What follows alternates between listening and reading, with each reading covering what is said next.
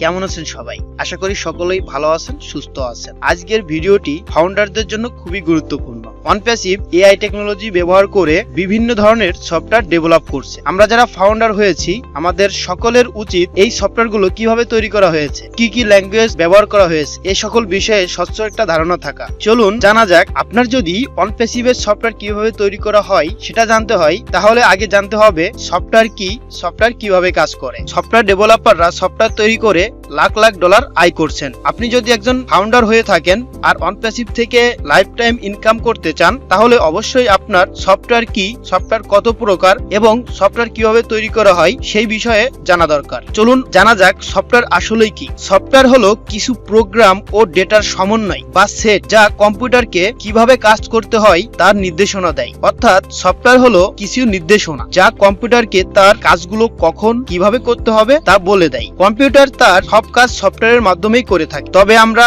একে না তো দেখতে পারি আর না তো ধরতে পারি বা ছুঁতে পারি। আমরা বাইরে থেকে কম্পিউটারের যে অংশগুলো দেখতে পারি বা ছুঁতে পারি, সেগুলো ছাড়া কম্পিউটার চালাতে যা কিছু প্রয়োজন হয় তা সবই সফটওয়্যার। অর্থাৎ সফটওয়্যার চোখে দেখা যায় না, আপনি শুধু অনুভব করতে পারবেন যে আপনার কাজগুলো সুন্দরভাবে সম্পূর্ণ হয়ে যাচ্ছে। যার সাহায্যে কম্পিউটার তার সব কাজ করে থাকে তাকেই সফটওয়্যার বলা হয়। ছোট একটি গল্প শুনুন, তাহলে বুঝতে পারবেন। আগামীকাল অভির প্রেজেন্টেশন রয়েছে। সে কম্পিউটারে পাওয়ার পয়েন্ট ব্যবহার করে স্লাইড তৈরি করছিল। কিছু তথ্য এবং ছবি নেওয়ার জন্য সে ক্রোম থেকে ইন্টারনেট অ্যাক্সেস করে একটি ওয়েবসাইটে ঢুকলো। ছবি ডাউনলোড করে সেটিকে কম্পিউটারের মেমোরিতে সেভ করে নিল। একদিকে তার অ্যান্ড্রয়েড ফোনের হোয়াটসঅ্যাপ গ্রুপে তার টিমমেটরা তাকে বিভিন্ন তথ্য পাঠিয়ে সাহায্য করছে, আবার ওর ছোট বোন ওর পাশে বসে গেম খেলছে। আপনি কি জানতেন উপরের ব্যবহৃত power point, Chrome browser, Android, WhatsApp, game, এই প্রতিটি জিনিসই এক একটি সফটওয়্যার। ধরে নিচ্ছি সফটওয়্যার কি তা এতক্ষণে বুঝে ফেলেছেন। হার্ডওয়্যার সম্পর্কে তো নিশ্চয়ই আপনাদের ধারণা রয়েছে। এই হার্ডওয়্যারও কিন্তু সফটওয়্যার ছাড়া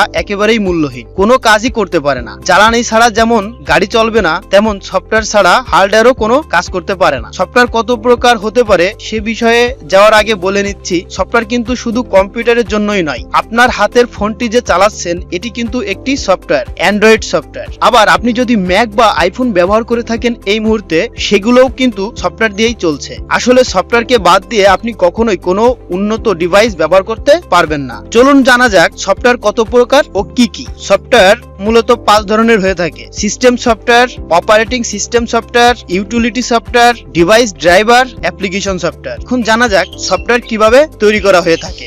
আমরা যে এত সফটওয়্যার ব্যবহার করি, এই সফটওয়্যার একজন ডেভেলপার কিভাবে তৈরি করে থাকেন। যারা এগুলো তৈরি করে থাকেন তারাও আমাদের মতোই সাধারণ কিছু মানুষ, তবে তাদের আর আমাদের মধ্যে পার্থক্য এটাই যে তারা বিশেষ কিছু ভাষা জানেন। তারা জানেন যে কম্পিউটার বা কোনো সিস্টেমের সাথে কিভাবে কথা বলতে হয়। এই মানুষগুলোকে প্রোগ্রামার, এবং শুধুমাত্র সফটওয়্যার তৈরি করে তাদেরকে সফটওয়্যার ডেভেলপার বলা হয়, কারণ এরা আসলে অনেকগুলো ডেটা দিয়ে একটি প্রোগ্রাম তৈরি করে যা দিয়ে সফটওয়্যার হিসেবে কাজ করে। সহজ ভাষায় এরা কোড লেখেন, অর্থাৎ প্রতিটি সফটওয়্যার কোডিং করে তৈরি করা হয়। প্রশ্ন হলো কোডিং কেন করা হয়? আমরা তো সাধারণত ইংরেজি ভাষাতেই সফটওয়্যারগুলো ব্যবহার করি। এর কারণ হলো আমরা যে ইংরেজি ভাষায় সফটওয়্যারগুলো ব্যবহার করি সেটা আসলে কম্পিউটারের ভাষা নয়। কম্পিউটার তার নিজের ভাষাকে আমাদের ভাষায় অনুবাদ করে আমাদেরকে তা দেখায়। চলুন এবার জানা যাক কম্পিউটারের ভাষা কি। আমাদের যেমন যার যার নিজস্ব ভাষা রয়েছে, কম্পিউটারেরও নিজের ভাষা রয়েছে। এই ভাষাই হলো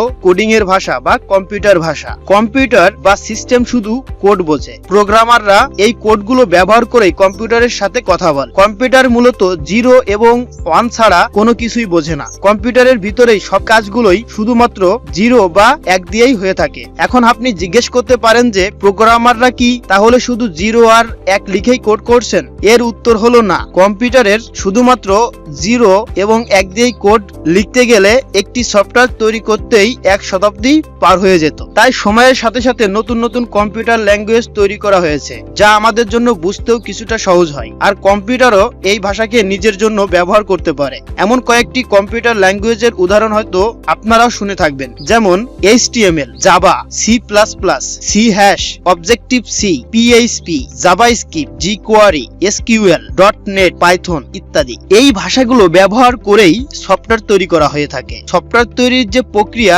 সেটিকেই বলা হয় কম্পিউটার প্রোগ্রামিং বা সফটওয়্যার ডেভেলপমেন্ট। এবার জেনে নেওয়া যাক সফটওয়্যার কিভাবে তৈরি করা হয়। প্রথমত সমস্যা খুঁজে বের করা। আচ্ছা, আপনি কি বলতে পারেন সফটওয়্যার কেন তৈরি করা হয় বা কেন তৈরি করা হয়েছে? আপনার মাথায় হয়তো অনেক কিছুই আসছে, তবে প্রধান কারণটি হলো সমস্যা সমাধানের জন্য। যদি কখনোই কোনো সমস্যায় আমরা না পড়তাম তাহলে কোনোদিনই সফটওয়্যার তৈরি হতো না। যেমন লেখার সমস্যা না থাকলে আমাদের কখনোই ওয়ার্ড প্রসেসরের প্রয়োজন হতো না, হিসেবের সমস্যা না থাকলে কোনোদিনই এক্সেল বা স্প্রেডশিট সফটওয়্যার গুলো তৈরি করার প্রয়োজন হতো না। বুঝতেই পারছেন নিশ্চয়ই যে প্রতিবার আমরা একটি সমস্যায় পড়ছি আর সেটির সমাধান হিসেবে সফটওয়্যার তৈরি করা হয়েছে। তাই আপনি যদি সফটওয়্যার তৈরি করতে চান আপনাকে আগে সমস্যা খুঁজে বের করতে হবে, এমন সমস্যা যেটির যথাযথ সমাধান এখনো বের হয়নি। আপনাকে এমন একটি সফটওয়্যার তৈরি করতে হবে যা আগের সফটওয়্যারগুলো থেকে উন্নত এবং সমস্যা সমাধান বেশি সহজ হয়ে থাকে। এইভাবেই মূলত জনপ্রিয় সফটওয়্যারগুলোর নির্মাতারা প্রতিষ্ঠানগুলো তাদের তৈরি সফটওয়্যারের ব্যবহার বৃদ্ধি করছে। এই যে সফটওয়্যার কোনো সমস্যা যত সহজেই সমাধান করতে পারে তার প্রয়োজনীয়তাও দিন দিন তত বাড়তে থাকে। কতগুলো ধাপ মেনে একটি সফটওয়্যার তৈরি করা হয়। সবার প্রথমেই সমস্যা খুঁজে বের করে তা বিশ্লেষণ বা অ্যানালাইটিক্স করা হয়। সমস্যাটা আসলে কাদের হচ্ছে, কি ধরনের সমাধান প্রয়োজন, কেমন টেকনোলজি প্রয়োজন ইত্যাদি কিছু চিন্তা ভাবনা করেই একটি সফটওয়্যার ডেভেলপ করার উদ্যোগ গ্রহণ করা হয়ে থাকে। 2 নম্বরে সমাধান খুঁজতে হবে। এরপর সেই সমস্যা সমাধানের জন্য কি কি প্রয়োজন তা নিয়ে চিন্তা ভাবনা করে একটি আইডিয়া দাঁড় করাতে হয়। 3 নম্বরে কোডিং করা। এবার কোডিং এর মাধ্যমে চিহ্নিত সমস্যা সমাধানের আইডিয়াকে ইমপ্লিমেন্ট করে সফটওয়্যার তৈরি করা হয়ে থাকে। পরীক্ষা করা। সফটওয়্যার তৈরি করার পর সঠিকভাবে কাজ করছে কিনা তা ভালোভাবে পরীক্ষা করতে হয়। কোনো কারিগরি ত্রুটি বা ভুল ধরা পড়লে তা ঠিক করে আবার টেস্ট করা হয়ে থাকে। উন্মুক্ত করা বা লঞ্চ করা। এরপর সফটওয়্যারটিকে সকল গ্রাহককে ব্যবহারের সুযোগ দিতে মার্কেট বা অনলাইনে উন্মুক্ত করে দেওয়া হয়। 7 নম্বরে সফটওয়্যার আপডেট করা। সফটওয়্যার তৈরি করে অনলাইনে ছেড়ে দিলেই কিন্তু কাজ শেষ হয়ে যায় না। সফটওয়্যারটিকে নিয়মিত পর্যবেক্ষণ করতে হয়, ব্যবহারকারীর রিভিউ নিয়ে নিয়মিত আপডেট করতে হয়। আপনার ব্যবহারকৃত অ্যাপগুলো কিছুদিন পরপরই যখন আপডেট দিতে যান তখন হোয়াটস নিউ অপশনে বাগস ফিক্স বলে একটা লেখা আসে। এর মাধ্যমে আসলেই আগের ত্রুটিগুলো সংশোধন করা হয়েছে বোঝানো হয়। এই প্রক্রিয়া চলতেই থাকে। প্রতিবারই এক একটি আপডেটের পর আবারও সফটওয়্যারটিকে চেক করা হয় আর নতুন নতুন সমাধান বের করা হয়। এভাবেই মূলত সফটওয়্যার তৈরি করে অনলাইন থেকে ইনকামের পথ তৈরি হয়। আশা করি সফটওয়্যার তৈরি করার পদ্ধতি সম্পর্কে আপনার একটি স্বচ্ছ ধারণা হয়ে গেছে। এবার আসা যাক অনপ্যাসিভ প্রসঙ্গে। আপনারা বুঝতেই পারছেন এক একটা সফটওয়্যার তৈরি করার জন্য অনেক পরিশ্রম এবং অনেক সময়ের প্রয়োজন রয়েছে। অনপ্যাসিভ ঠিকই এরকম ভাবেই এই পৃথিবীতে অনলাইনে যত ধরনের সমস্যা রয়েছে সে সকল সমস্যা খুঁজে বের করছে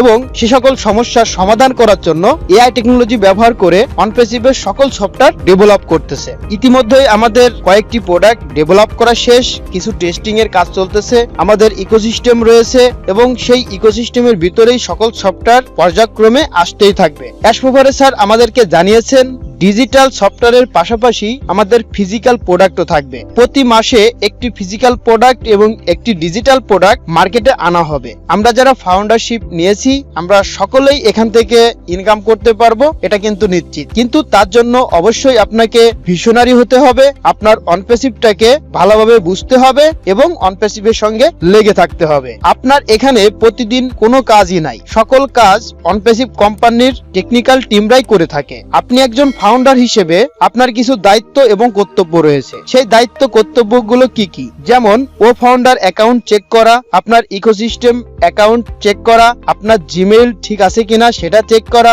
আমাদের যে অফিসিয়াল অনপ্যাসিভ ওয়েবসাইট রয়েছে সেটা প্রতিদিন কয়েকবার ভিজিট করা, তাছাড়া অনপ্যাসিভের ফেসবুক পেজ রয়েছে, অনপ্যাসিভের টুইটার অ্যাকাউন্ট রয়েছে, তাছাড়া অনপ্যাসিভের ইউটিউব চ্যানেল রয়েছে, সেখানে প্রতিনিয়ত ভিডিও আপলোড হয়ে থাকে। সেক্ষেত্রে আপনার দায়িত্ব, কারণ অনপ্যাসিভের সিও মিস্টার অ্যাশপোভারে স্যার বলে দিয়েছেন আমরা আপনাকে একটা বিজনেস করার ক্ষেত্র তৈরি করে দিচ্ছি, বিজনেসটা কিন্তু আপনারই করতে হবে। আর আপনি যদি এখন থেকে না শেখেন বা আপনি যদি এই কোম্পানি সম্পর্কে ভালোভাবে জ্ঞান না রাখেন তাহলে আপনি ভবিষ্যতে ভালো কাজ করতে পারবেন না। সেজন্য অবশ্যই আপনার অনপ্যাসিভের আপডেটের সাথে থাকতে হবে, নতুন নতুন ইনফরমেশন জানতে হবে এবং শেখার চেষ্টা করতে হবে। ভিডিওটি ভালো লাগলে অবশ্যই লাইক করবেন আর যদি আমার চ্যানেলে নতুন হয়ে থাকেন সাবস্ক্রাইব করে বেল বাটনে চাপ দিয়ে রাখবেন। সকলকে অসংখ্য ধন্যবাদ। আসসালামু আলাইকুম।